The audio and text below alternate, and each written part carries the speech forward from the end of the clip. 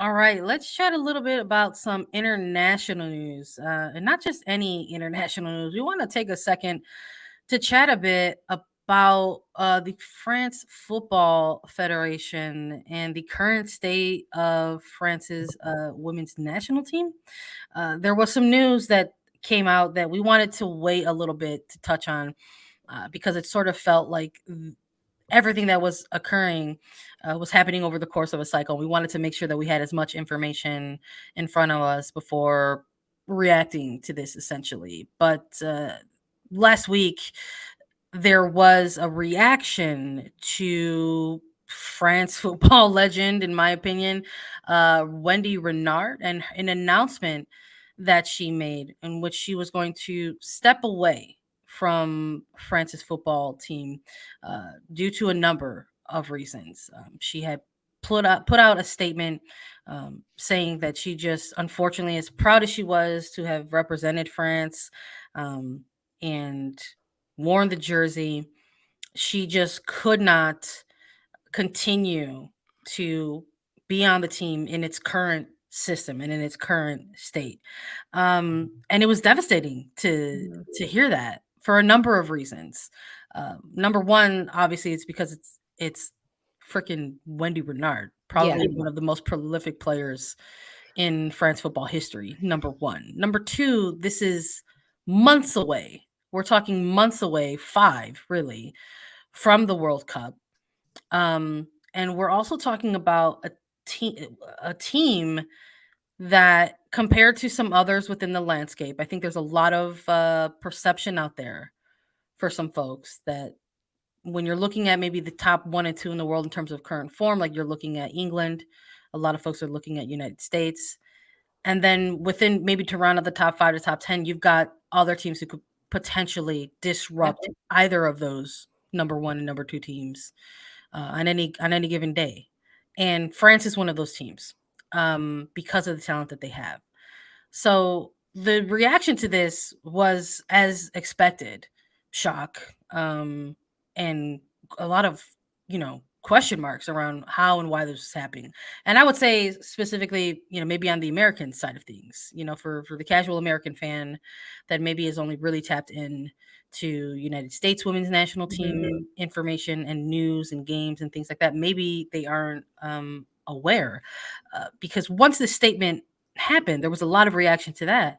And then just shortly following that, there were other players who made similar announcements to Renard. And that's what I mean when I said we wanted to just sort of pause the brakes and wait and see, because was it really a retirement? The word was not really used in terms of translations of things. When it came to Marie Antoinette Katoto or Diani releasing these announcements, similar phrasing, also referring to Renard as their captain, saying, hey, following the leadership of my captain, we too are going to step back. We just cannot compete in these environments. And it's incredibly brave. Yeah. It takes a lot of courage to essentially stand up in the face of your federation so close to a World Cup. So, so brave of these players, and I think that was the response that I'm gonna say that Renard wanted to kind of elicit across the world that, yes, so close to the World Cup, I'm stepping back from international football because I I I can't do this. I can't support the current system despite being just months away from a World Cup where she could go to a World Cup and compete to be the best in the world, that she decides to step away. And I think it also speaks to the type of leader that Wendy Renard is to her teammates, to then have very immediately two other very big players in Maria Antoinette Katoto and Diani to step away as well. I think it speaks a lot to what this French Federation has been going through, these women's players, and how much they respect Renard and how much they respect each other going through with this. I mean, incredibly brave, incredibly brave. And then we're seeing other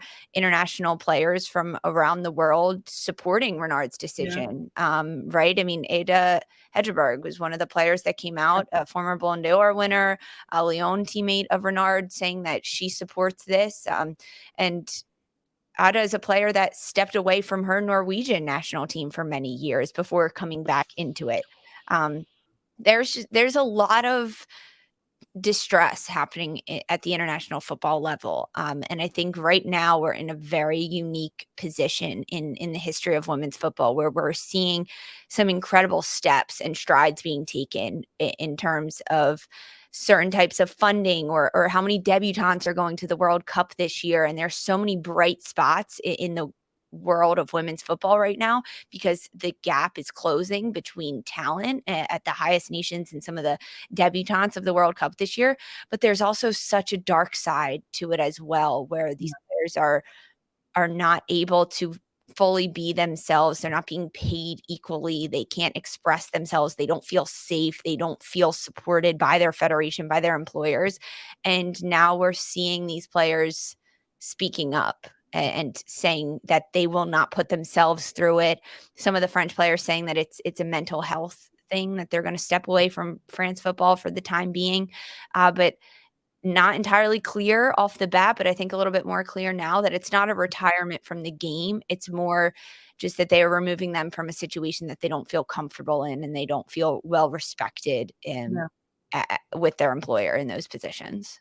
I was curious as to how the news cycle was going to develop, because once we saw that the statement come out from Renard, and then we saw a couple other players follow suit, Mhm. I was curious if this was going to be something that was similar to, or perhaps mirrored, what we saw from Spain. And I remember when we did our episode about that, when we recap the news of Spain, so that was a little bit more, I don't know, calculated and organized. And it was something that those players, Spain national team's players, it was evident that they wanted to try and handle this on their own. They did not go to Mhm. media with that email announcing the 15 players who will not, accept call-ins until change happens. This was all done in an email chain. It was all organized. It was the same email from all 15 players, and it was to specific members within the federation, and it was the federation that put them on blast. So when we're talking about France, and when I saw this statement from Renard, and then we saw the other statements from Katoto and Diani, I was kind of like, there's some differences here, but Right. there's still a lot of common threads. There's, I don't know what it is about the months that build up to a World Cup, where you find players at their wits I end, mean, and I we're left think here asking ourselves, like, how did it get to this point, right? I think the timing is not at all surprising, because it is the lead up to the World Cup. These federations are asking more and more from their players every single day the closer they get to the World Cup. I mean, despite not having equal pay or equal funding or equal situations and support from your federation still wants you to win and do well, but they're just going to try to get everything out of you without paying you for it, without treating you fairly. So I think that is why we see so many of these breaks happening right before, and I mean breaks in foundation happening right before major tournaments, because the federations are asking so much of their players, and these players are wanting to be in those high pressure situations to play for their nation, but they're not being treated fairly. And I think that's really kind of what it comes down to. And with these French players, Katoto, Renard, they're saying that they're unhappy with the management of this team under the current manager, which Renard and Corinne Diacre had a bit of a back and forth, right? I mean, Corinne stripped Renard of her captaincy. That was in 2017. And then she was finally named captain again in 2021. And Renard is this center back that has been prolific. It's like the epitome of a center back is Renard, Wendy Renard. That's who you think of. So it's been ongoing, but I think the cracks in the foundation get so big when you lead up to a big tournament like that. And that's why we see it happening just Yeah. months before the World Cup. And I wouldn't be surprised if there continues to be more cracks and more news that happened over the next few months. No, absolutely. And I think, like, you could sort of look at this France national team. And yes, we're sort of at the what feels like the tip of the iceberg, right? Mhm. So it's getting a lot of headlines because of the player that is dominating when somebody like Renard. But when you're mentioning Diacre and you're mentioning 2017, I mean, this is I don't know how more on record a player can get when they write about that experience in their book. Renard Yeah. had an autobiography come out. She detailed that experience, talking about like a first camp under Diacre, where she was like, "Yeah, you're not going to be the captain anymore," and how that's devastating for a player like that. But you try to move past it and try to move forward. And unfortunately, it just sort of seems like those relationships just never got off to good. They didn't get off to good starts, and they essentially didn't improve. But this is just Renard, right? We've for folks who aren't aware, I mean, there's a long timeline here of players who have been omitted from rosters, who have no longer received call-ins into camp for France's national team. Whether it was somebody like a Gaetan Tiny, we've heard from Amandie Henry, Eugenie Le Sommer, we've heard from before in the past. I mean, Sarah Buadi was the longtime goalkeeper Mhm. of this team, and had a lot of responsibility both for club and country, right? So primarily the goalkeeper for Lyon, and once upon a time for France. But in a similar fashion, Buaria has been estranged from this Right? team. Similar took a similar stance that I can't. I've got to step away, and we'll revisit this in the future. So there's several players. I think when you're looking at the entirety of Diaki's time with France, and the fact that it has escalated to this point in 2023, months ahead of a World Cup, and now your captain, Renard was eventually given the captaincy back in 2021, but you essentially have what is the current captain saying, you know Yeah. what, I'm out. It's not worth It's it not worth it. to go through these experiences anymore, Yeah. 5 months out from a World Cup. So Yeah. we were curious about if there was gonna be, like, again, if there was gonna be another shoe to drop. The France Football Federation did have a response. They said that they wanted to, have a meeting with these players, and an executive committee would try to address those issues at hand.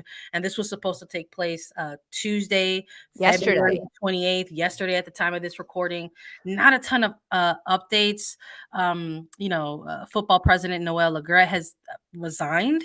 And then that is just like perhaps a whole other episode in itself. But there's a lot of very disgusting reporting and details around his resignation and inappropriate behaviors towards women, etc. Sexual harassment, bullying allegations, all kinds of disgusting things. But there hasn't been exactly a decision that has been made about Diacre and her time with this team. Yeah.